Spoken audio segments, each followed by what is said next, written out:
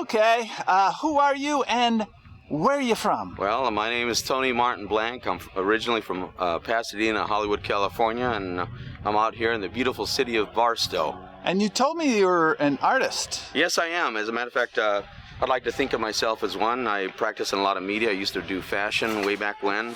My mainstay was music. That's my passion and drive. I've seen a lot. I've been able to be fortunate to hang around and be around a lot of interesting people, as I call them, my teachers and professors in music and life. I've been inspired by a lot of influential people. And you have some COVID stories. Yes, I do. As a matter of fact, there was a young man that I had taken care of that was abandoned by his family because he had mental issues. And he was also taken advantage of through, I guess, a trust company. And unfortunately, when the pandemic started, I had been taking care of him for 7 years, and that the trust company unfortunately let him live however he wanted, did not take care of him. His worst fear is that when his parents died, they had leukemia, and his father said, hey, you know, I don't have anybody to leave him with that I trust. I'm going to go ahead and see if you'd be interested in having a brother, Anthony. So I said, yeah, sure, no problem. I'll do that for you, John.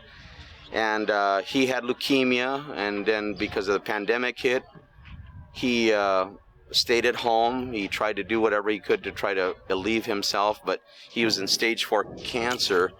And unfortunately, I saw him wither to nothing. And this was the father? No, this was his son. This was the son. Okay. Because unfortunately, he didn't understand the idea of life because he had his own difficulties mentally. He was a 39-year-old man with a 12-year-old sense, and it was a shame to see him go through the things that he did. And it was very heartbreaking because he didn't have to suffer the way that he did. I mean, did he had COVID or it was in the end? Yeah, because he was transferred to a rehabilitation facility. He had caught COVID there, and which precedingly a few weeks later, he had passed away. But interestingly enough, I'm going to ask everybody that's watching this to go to YouTube and recant the idea of what it is to be a nation of great people. And in these difficult times, we have to decide whether we're going to go ahead and stand up or sit down. Many now are sitting down, and they won't stand up, and that's the shame. We have to consider our elderly. We have to consider the poor people that are here. I would like to go ahead and also say a lot and hi to my friends that are in Blackwater and also the armed services, for thanking them for giving us that blanket of freedom that costs so much. And we should also, as a nation, take care of the people that have sacrificed and have done things. And I'm going to ask everybody to go onto YouTube and play and listen to Charlie Chaplin's great speech. I think it would be a great implementation as far as today, because we have got and forgotten the fundamentals of what made this country great. And it wasn't power, it wasn't money. It was the unity of all, of being able to help each other, and now that doesn't happen. So there's a lot of concerns with the world. I mean, Idiocracy is not just a movie, it's a reality. Do you think the response to COVID has been proper and no, or over the top? I mean, I noticed that you're pretty masked up. Are you vaccinated too? No, I am not vaccinated, and I had a lot of friends in the medical field and also in the Army and also CDC, which is disease control, that they told me that the vaccinations that they're giving now, unfortunately, are not proved. There are also fraud vaccinations where people are taking advantage, where they're giving false shots and stealing from those that need that shot. So they're causing more problems, and then over the after effects of the initial shot, we've been seeing a lot of negative ramifications to a lot of people that are even in perfect health because of the vaccination. So I have my own idea about that. We just have to try to, do what we can to make the situation work with everyone, and we all need to try to help each other. And I'm asking the 3%ers, remember your oath. That means to protect the citizens over anybody else's decision. And so also you are. So the government's response I was asking about, is it been over the top or too little or I too think much? it was too little. There's the poor people that were grateful for the assistance that the government kindly went ahead and allotted.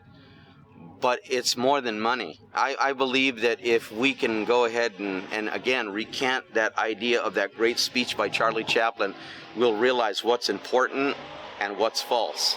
Again, Idiocracy is not a movie, it's a reality, and we're living it now. And unfortunately, on the states of the other side of the world, I love my country. I love America, but sometimes the decisions that we make as a whole, we affect all the other countries, and that's why they have a lot of resentment towards us, because we are still the greatest country in the world. We have initially a lot of freedoms that other countries don't, and we have to remember that. But you know what? I believe a lot of people have forgotten about that. Has it affected your happiness or your anxiety level? Yes, it has. After losing my brother and about 30 friends to COVID.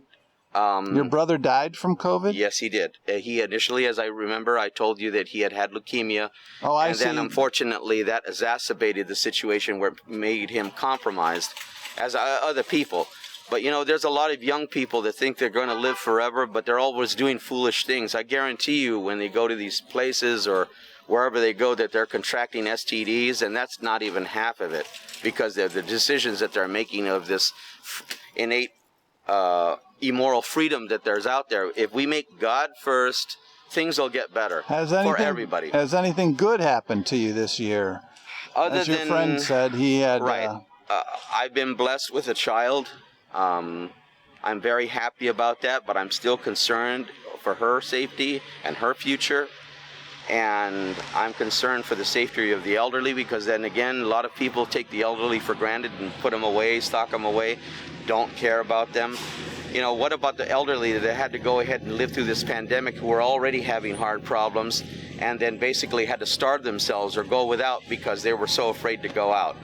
We have to think about those situations, our elder generation, our younger generation, the people that are in between, like you and yourself, sir, and many, have to stand up for those who cannot stand for themselves. And lastly, has this year made you more philosophical about life and death, or what do you, when you look back, what do you think about life? Life is precious and it shouldn't be wasted.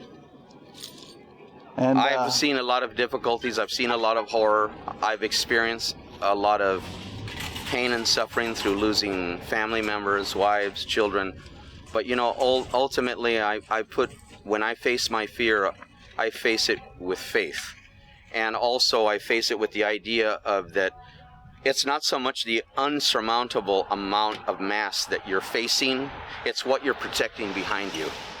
And I've done and I've served in a couple of situations where I had to protect people, and I don't feel guilty about it.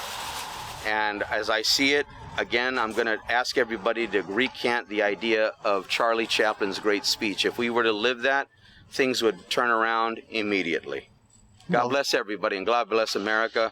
And I'm really grateful for this gentleman for coming out and doing these things, because this is what the real stories come from, not illusions and not lies. All right. Thank you on this Cinco de Mayo 2021. Que viene el 5 de mayo la gente de español que está viviendo en este América país. Gracias. Y que Dios te bendiga. En Barstow, California.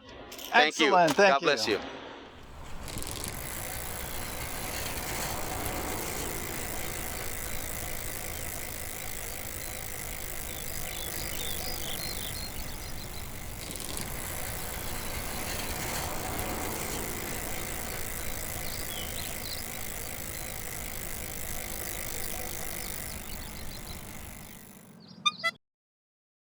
Important note. These interviews attempt to follow how Americans live their daily lives in a pandemic, their behavior, and personal belief systems. The views expressed are not those of journalist Michael Sean Comerford, nor any affiliated organizations, past or present. No interview should be considered an endorsement of the opinions expressed by the interviewee. These pandemic-focused interviews document a wide range of views held by individuals along Route 66 from February to May 2021.